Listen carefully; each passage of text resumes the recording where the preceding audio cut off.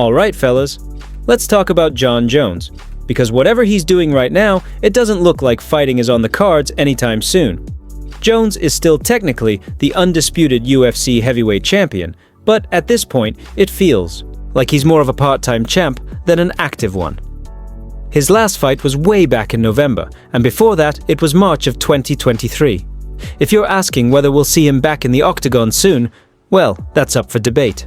Right now, he looks like he's on a borderline vacation out in Thailand, occasionally dropping cryptic posts online that do more to confuse than clarify. So today, we're digging into what's really going on with Jon Jones. When could he return? What's most likely to happen? And how did this whole situation get so weird in the first place? Before we dive in, quick intro. This is Knock On, your go-to channel for everything MMA. If you enjoy breakdowns like this, make sure to hit that subscribe button. Let's get into it.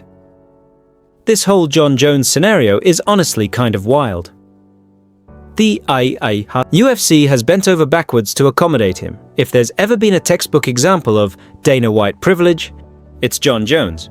He's held the heavyweight belt in limbo for over a year now, effectively keeping it out of reach from the division's top contenders, most notably Tom Aspinall. That whole saga has become one of the most frustrating, ongoing storylines in recent heavyweight history. Aspinall's rise has been nothing short of impressive.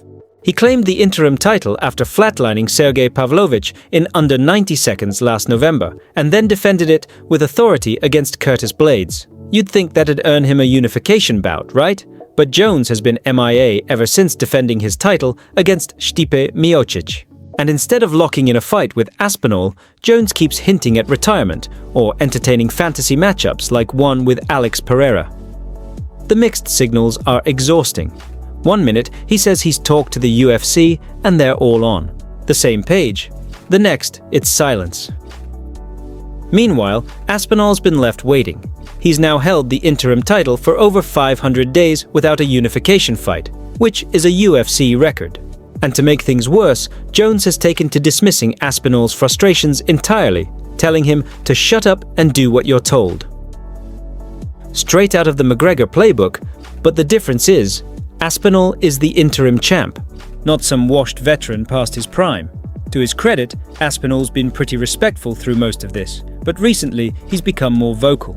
He's flat out accused Jones of ducking the fight and has even called on the UFC to step in and do something. And honestly, he's not wrong.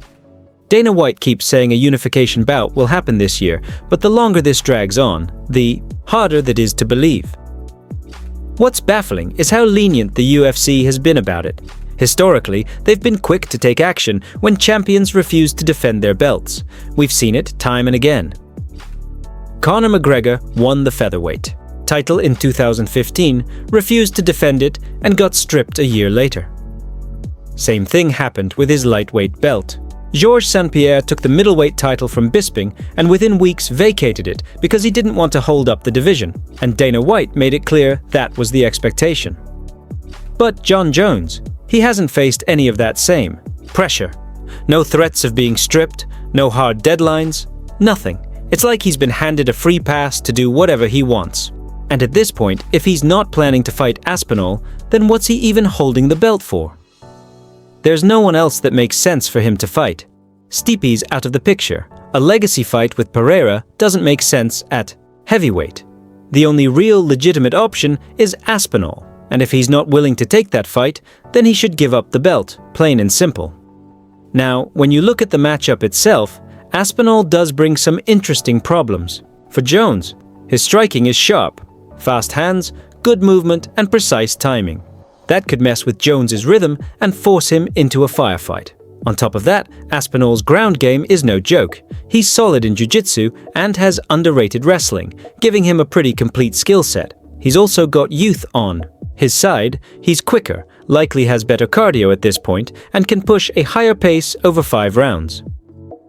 That's not something Jones has had to deal with in a long time, especially with his inactivity over the past few years. But the big question is, will this fight happen? I'd say probably. The UFC must have some kind of internal plan here. If Jones had made it clear he was done, surely they would have stripped him already. That suggests he's still negotiating and still planning to fight. The likely holdup? Money. Jones has always been vocal about wanting big paydays, and if he's going to take a high-risk fight like this, you can bet he's asking for a monster paycheck. From a fan perspective, it's a huge fight. It's one of the best matchups the UFC can make right now. But from a business standpoint, does it justify a $30 million price tag if that's what Jones is demanding? That's where things get murky. I think it would sell well, no doubt. But would it be that big? That's harder to say. As for what Jones has been doing lately, well, he's been on some Russian Ultimate Fighter type show in Thailand, which only adds fuel to the speculation about what's really going on.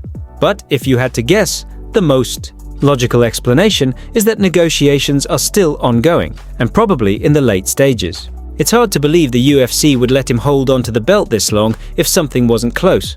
Still, with Jones, you never really know. He's unpredictable. He could be on the verge of signing, and then decide to retire the next day. But given that every voice except his is saying the fight's in motion, from Dana White to Aspinall to the UFC's own marketing, it feels like this is going to happen. My best guess, we see Jones versus Aspinall before the year's out. But now I want to hear from you. Do you think Jones is actually going to fight Aspinall, or is he stalling just to walk away with the belt? Let me know what you think in the comments. If you enjoyed the video, make sure to like and subscribe. It really helps the channel out. Thanks for watching, and I'll catch you in the next one.